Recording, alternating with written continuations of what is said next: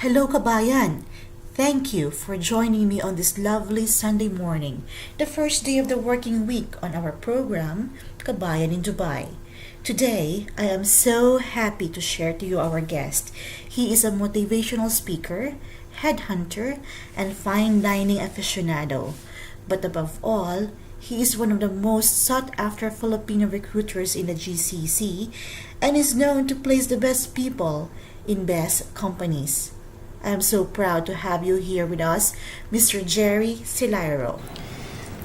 Hi, Jerry. Thank you so much for having us here in your office and for giving us your time to talk about recruitment process here in the UAE, as well as sharing with us about your community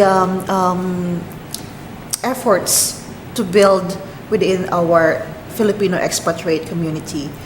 Thank you very much as well for inviting me. It's my pleasure to be part of this project, and it's my pleasure to be part to give you imparting some knowledge. As we all know, you're one of the most premier recruiters here in Dubai. Thank you. Can you tell us about your company, Dagas Consultancy? Dagas Consultancy is basically a branch of Magsaysay Careers from the Philippines. Everybody knows that Magsaysay Careers in the Philippines, they've been in the business in recruitment for more than 36 years now. And when they opened their business here for GCC region, they opened this Dagas Consultancy. So you work in Dubai's recruitment industry for what, 8 years now? I've been doing recruitment for 8 years now, yes, and I've been doing a lot for hospitality and retail and among other stuff. Okay, so you mean to say 8 years ago you've been here already when the global economic crisis hit the UAE. Yes, indeed. So what changed now when it comes to hiring and salary brackets, specifically for Filipino expats? Before the recession, there was an expression that we say sky is the limit. Everything is sky is the limit. You have a luxury of stuff, you have a luxury of money, banks just give you loans and stuff like that. But after the economic crisis, companies now are quite wiser when they spend. Its salaries now is getting lower compared with the previous years. When you say lower, how low is low? For example, let's say about a wait staff in a hotel. Before, what is the salary of a wait staff compared to now? Before, the average is around the basic salary normally, like hotel has basic salary plus accommodation, food and everything, like that comes within it. Before, the average is within 1,500 to 2,000 for a waiter. And that's Now, what, like in the Philippine peso, that's like, let's say 12,000 pesos?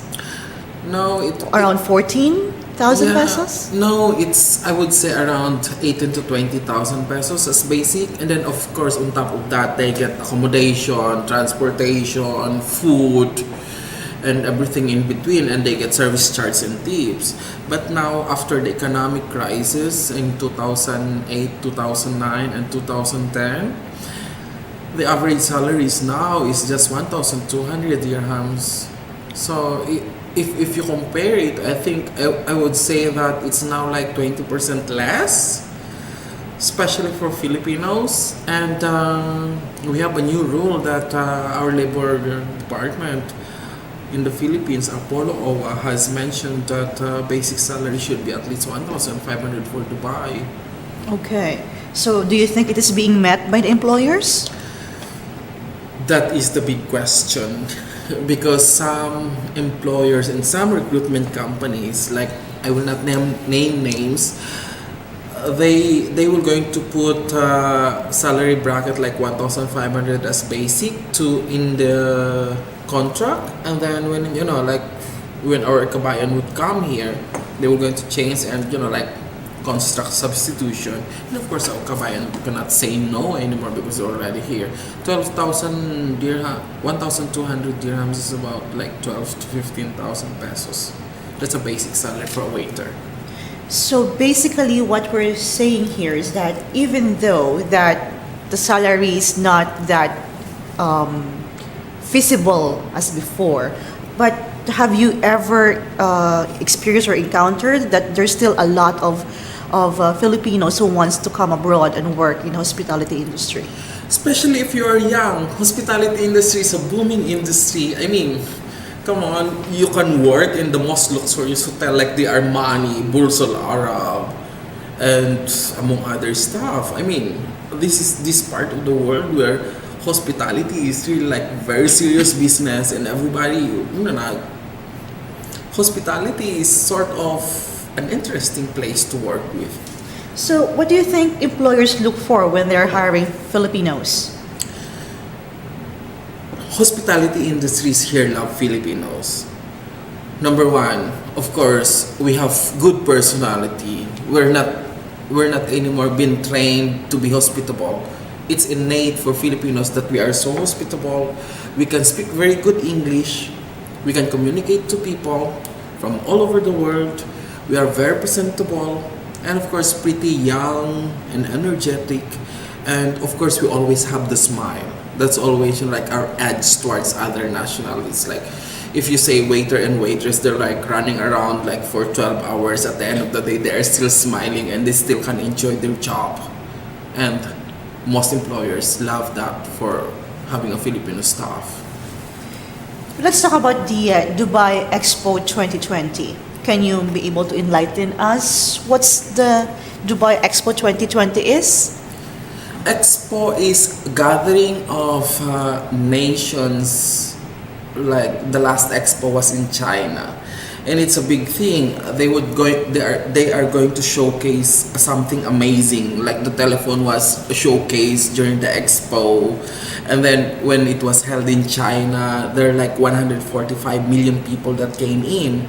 So with that thing in mind, tourism industry for Expo 2020 will be a big thing. I heard that they were going to open like 200 more hotels in the pipeline, and it will be like a good opportunities for Filipinos to be here in the hospitality industry. Wow, that's very good. So do you have any idea how many hotels do you think Dubai will be able to They said in the pipeline between this year and 2015 to 2016, they were going to open at least 200 more hotels. Four Seasons will be opening here next year. Of course, Taj Hotel from India brand will be opening. Another Fairmont Hotel will be opening, and a lot of like brands from all over, including Warwick Hotel and the Asian hotels like Shangri-La and Anantara that they just opened in the Palm. So you're specifically working on the side of hospitality. Yes, I am, and I am still enjoying it.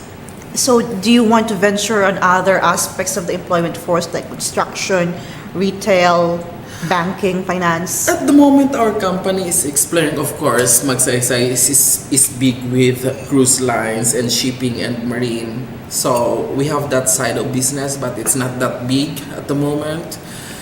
Since we are here in the GCC, and hospitality is a big thing, and for me, personally, I'm so comfortable doing it. Like opening a restaurant. Just give me concept. Our company will going to open. I mean, just give us money. We're going to give you concept, and we're going to open your restaurant, staff, everything. And at the end of the day, after 3 months, you'll get like your KPI. That's how our company works, and we're so comfortable because all of us in our company, like previously work with hospitality industry. In Dubai, you will be able to see Filipinos working in different aspects from construction to banking to domestic. Let's touch the domestic side of the employment force. Okay?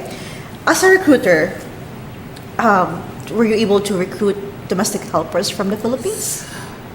At the moment, that's one of the aspects that recruitment, although it's a big money, we don't touch it. Big money. How come it can be a big money? Right, hiring a domestic helper can boost what a recruitment agency's Yes. profit portfolio. Yes. A Filipino domestic help can raise, each domestic help can raise between 7,000 to 9,000 dirhams. Okay. for a recruitment company. Because Filipinos being domestic helpers were so in demand. As I was telling you previously, we are very energetic, we can speak good English, we can like talk, communicate with people, we are very presentable, we are clean, and like we have super maids. And it's a big money for recruitment companies. So it's big money for a recruitment company like Dagas. But how come you're not involved with this? It's big money. It's our moral values in our company. All right. Okay. We don't want, because personally I believe that Filipinos are just not domestic helpers. We can do something else. We are better than some other nationalities. We can do, like the basic stuff, even just being a waiter or a housekeeper in a hotel, rather than working in domestic side of it. I mean, being a domestic helper is not really like, for me, a bad thing. But I mean, come on, we are Filipinos. We can do something else. But looking into that, have you been? Of course, we cannot deny the fact that Filipinos are also well known to produce a lot of domestic helpers, not just here in the Yes. UAE, but also around the world. So, without domestic helpers, who will be able to take care of someone else's child, like a CEO? Yes, indeed. It's good to hear that we are in demand in terms of being a domestic helper from all over the world, especially here in the UAE. I mean, for the GCC Gulf countries, because of course Filipinos are really viewed as like clean people. We can work long hours. We have good communication skills, and like it's a plus for us. Okay. So Jerry, I've heard from several friends of yours that you were involved with a lot of community development here in Dubai. Can you be able to tell me about your community development projects in the last few weeks, few months? I've been involved in many Filipino organizations and communities here in the UAE. Last week we had the Sinulog for the Cebuanos, and then I'm also involved with Filipino HR. I am a hyperactive member of Filipino HR group here in the UAE. Basically, like we give training, we give opportunities for the Filipino, like in the HR field, that like they can move on with their career. And of course, as my personal mission, I go to our labor office where we have our distress OFW. I do not say that it is distress. I mean, probably they don't just have chance that they run away from their amo and their madam and sir and whatever that is. There are a lot of cases, like in between. Okay, so you mentioned about runaways. As we are all aware, in the Middle East, there are cases of abuse and violence being experienced by several of these domestic helpers. Yeah. Can you tell our listeners about this? Your first-hand experience? Basically, every Tuesday night, as part of my community involvement, I go to our labor office and give group counseling to these runaway maids. Well, 95% of them are maids. And I give sort of a group counseling to these girls. And there are a lot of cases, like there are extreme, from the extreme bad to the extreme, like at the end of the day you're going to scratch your head. Okay. Because they just run away because they just want to run away. So Right. something like that. Like there are extremes that cases of abuses and stuff like that. And of course you cannot, you cannot really like sort of generalize everybody that in this part of the world there are cases of abuses. I would say that even in any part of the world there are always cases of abuses for our kabayans. Okay. When we say abused, like sexually abused, salaries were not given, not being fed, is that what you mean by that? It ranges from, in general, it ranges from sexually abused, salaries not getting paid, they don't get vacation, they just want to run away because they work long hours. It's like sometimes it's psychological abuse as well, sometimes it's physical abuse. But like I cannot really like elaborate all those cases, but those are the first-hand experience that I had talking to these girls. So, please tell us your partnership with the Philippine Consulate to assist the runaways. What does our government do to assist them? Basically, our Polo OWA, Philippine Labor Office, when they come to our labor office, of course, they are the in charge of the cases. So they file the cases, they get the passport, they ask the recruitment company to pay the ticket back home and stuff like that. But on top of that, inside our Polo OWA, they've been trained with skills so that like our main goal is for these girls being sort of not in a good condition to come home and build their own life back in the Philippines, because of course there are money in the Philippines. So they are trained how to do small business, and our labor office give them like sort of capital, like an investment from our government to assist them and build their life all together. It's very good to know about that project. Yeah. Yes, that the government extends help. Yes, This is a very good thing for us to share with our listeners, that not only that our government is helping them, protecting them, but at the same time giving them a livelihood after the experience that they have here abroad.